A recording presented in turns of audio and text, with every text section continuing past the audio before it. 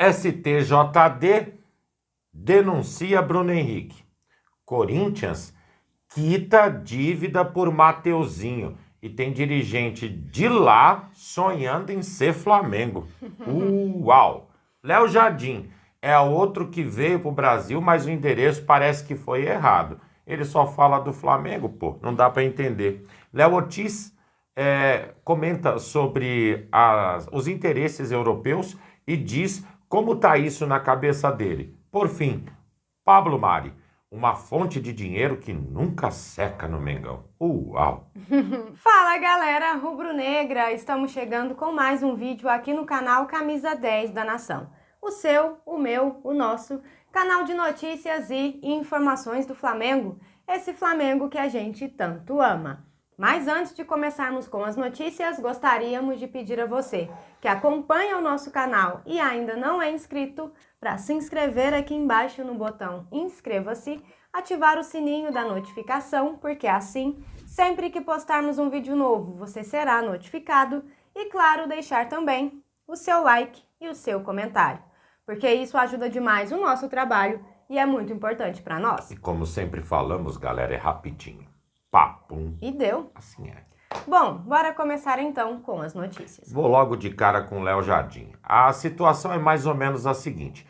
Ele está percebendo que os clubes já começaram a entender a maneira do Cruzeiro jogar. A prova disso é que o último jogo, inclusive pela Copa do Brasil, jogando em casa, não que com a gente tenha sido diferente. Eles empataram de 0-0. A gente acabou, foi perdendo. Mas uma coisa não tem nada a ver com a outra. Então, ele disse que os adversários começam a entrar um pouco mais fechados, assim impedindo que o clube consiga as vitórias. Até aí, beleza. O que chamou a atenção nessa coletiva dele foi o seguinte, ele achou que no Brasil fosse pé de manga, tivesse um Arrascaeta e um Everton Ribeiro dando no pé aí no meio da rua. Vou encontrar em qualquer lugar. Se mostrou meio decepcionado. Ele entendia, assim, que, poxa, ia chegar aqui meio-campista de criação, articulador, definidor de jogada, ia ter, de quilo. Mal sabe ele que essa matéria-prima é basicamente escassa no país. Tanto que a gente até hoje não conseguiu um substituto para o Arrascaeta. E o Everton Ribeiro ainda faz falta no meio-campo do Flamengo. Ou seja, Léo Jardim chegou no Brasil, mas foi para o endereço errado. Quer ter Arrasca? Tem que ir para o Rio. Ficar em Minas não dá. Só que a gente também está satisfeito com o nosso treinador. Então, vai ter que só lamentar, não tem jeito. Pode ficar onde você tá.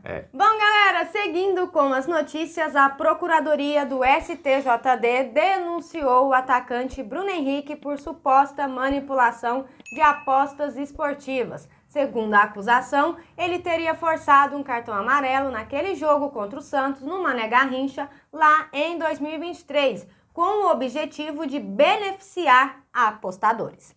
Agora o jogador será julgado e, se condenado, pode pegar uma suspensão de até 2 anos. E não para por aí, tá, galera? Na Justiça Comum, o Bruno Henrique também virou réu no Tribunal de Justiça do Distrito Federal, após o Ministério Público aceitar a denúncia. Ou seja, a situação é séria, tanto dentro quanto fora do STJD. Vale lembrar, galera, o seguinte, que isso ainda é o início do processo. Então, o julgamento ainda será marcado e o jogador não deve ser suspenso preventivamente. Por isso, ele continua treinando normalmente no Flamengo e está confirmado na delegação que viaja para Fortaleza, onde o Mengão enfrenta o Ceará amanhã às 18h30 no Castelão. O Bruno Henrique foi denunciado, amigos, em vários artigos do Código Brasileiro de Justiça Desportiva, com penas que podem incluir suspensão de 360 a 720 dias, suspensão de 12 a 24 partidas e 3 multas de 100 a 100 mil reais. Além dele, também foram denunciados o irmão do Bruno, Vander Nunes Pinto Júnior, e mais 3 amigos próximos, todos citados na investigação. Vamos seguir acompanhando todo esse processo e, claro, repassando tudo para vocês. Que dizer, né? Poxa vida. Seguindo com as notícias, nós trouxemos, ou essa semana ou na semana passada, o interesse do RB Leipzig na contratação de Léo Ortiz. Na ocasião, inclusive, o valor sugerido foi de 15 milhões de euros. E também apareceu o Olympiacos oferecendo a mesma condição para levar o nosso zagueirão.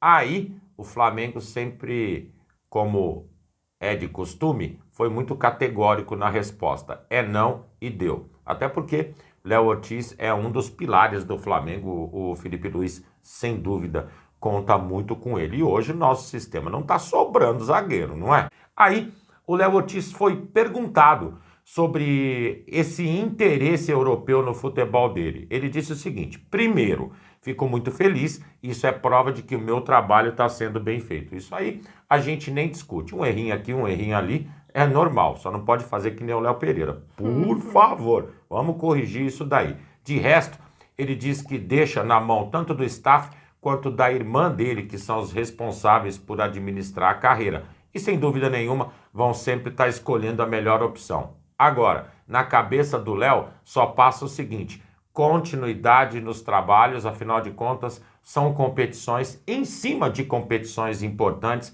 não dá para ficar pensando nesse tipo de situação, deixa a cargo dos caras que trabalham para ele fazer isso. De resto, é trabalhar e ajudar o Mengão a vencer. Assim é. Né? Bom, galera, seguindo com as notícias, e tem dinheiro na conta do Mengão, galera. Opa, já vou falar demais, que bom. O Flamengo recebeu mais uma bolada nesta sexta-feira. O Corinthians finalmente pagou cerca de 14 milhões de reais ao Mengão pela compra do lateral direito Mateuzinho, que foi vendido lá em fevereiro de 2024.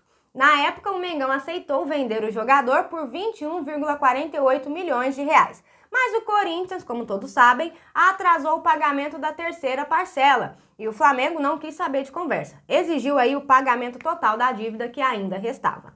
Segundo o portal Meu Timão, o Corinthians entrou em acordo com a Abrax, empresa que cuida aí de placas publicitárias tanto da equipe paulista quanto do Flamengo. E a Abrax então entrou como fiadora da negociação e repassou o dinheiro ao Flamengo. Só para vocês entenderem, até agosto, o Corinthians já tinha pago 8 milhões de reais ao Flamengo. Depois repassou mais 7,58 milhões para a Abrax e, por fim, mais 6 milhões para quitar a dívida total. Ou seja, dívida paga, dinheiro no caixa, e o Flamengo agora tem uma pendência a menos aí para se preocupar. Só que tem mais, viu, galera? Ainda ontem, o presidente do Conselho Deliberativo do Corinthians, Romeu Tuma Júnior, deu uma entrevista coletiva falando sobre o momento delicado que o clube está passando e soltou uma frase aí bem simbólica, viu? Ele disse o seguinte: o Corinthians precisa virar a página e renascer das cinzas. Quero voar com águia. Queremos ser o Flamengo e vamos ser. É isso mesmo que vocês ouviram. O próprio Corinthians admitiu que quer seguir os passos do Flamengo. E não é por acaso essa fala dele não, tá, galera? Desde 2019, o Flamengo virou modelo de gestão esportiva e também financeira no Brasil. Prova disso é que a diretoria divulgou recentemente a queda no endividamento operacional líquido do clube, de 327,4 milhões de reais para 128,2 milhões, uma redução de impressionantes 199,2 milhões de reais. Ou seja, a frase que muita gente vem dizendo aí frequentemente faz cada vez mais sentido. Todo mundo quer ser Flamengo. É verdade. E essa é uma dívida, entendam, ela é totalmente pagável. Tem coisas aí no meio dessa história que o Flamengo não paga adiantado porque não quer. Foi um parcelamento feito lá atrás. Ou seja, saúde financeira é algo que o Mengão tem para dar e vender. Uau! Isso é verdade. Vender não, e nem dá. E Aliás, nem dá. vender pode. Só dá nada. Serve de exemplo, né? Ah, Serve sim, de exemplo sim. para os outros. Flamengo, para dar tchau, tem que ser assim. E seguindo com as notícias, Pablo Mari chegou no Mengão vindo do Deportivo La Coruña lá em 2019. Certeza. Todo mundo lembra com saudades do Pablo Mari. Que zagueiraço naquele momento, fazendo dupla com Rodrigo Caio. Exatamente, eu sempre esqueço o nome dos outros, não tem jeito, galera. Com o Rodrigo Caio foram brilhantes, sem dúvida nenhuma. Logo no final do ano, ele já saiu negociado para o Arsenal. Só para vocês terem ideia, quando ele chegou ao Mengão, foram pagos 5,5 milhões de reais. O Mengão negociou por 14,6 milhões de reais na época e tinham ainda alguns bônus, caso o jogador atingisse algumas metas. Só que de lá para cá, todo ano tem um dinheirinho entrando na conta do Flamengo referente a Pablo Mari. Dessa vez é uma dívida do Monza, antigo time antes do atual, que é a Fiorentina. Eles deviam ao Mengão 4 milhões de reais referentes a Pablo Mari, que serão quitados. Ou seja, acho que agora se encerra o ciclo de entradinhas para Pablo Mari no Mengão. Será? Ano que vem a gente conversa de novo. Não, mas é incrível. A torto e direito aparece um valorzinho entrando. Valorzinho, 4 milhões de reais. Valorzinho, né? Pra eles, pra né? eles, pra gente é muita grana, amigos. Todo ano.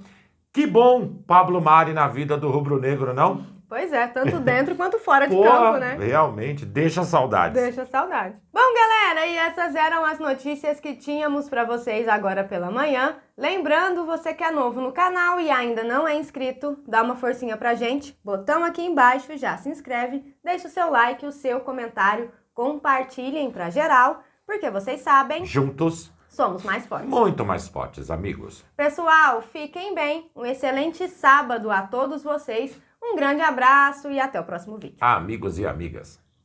Tchau, tchau.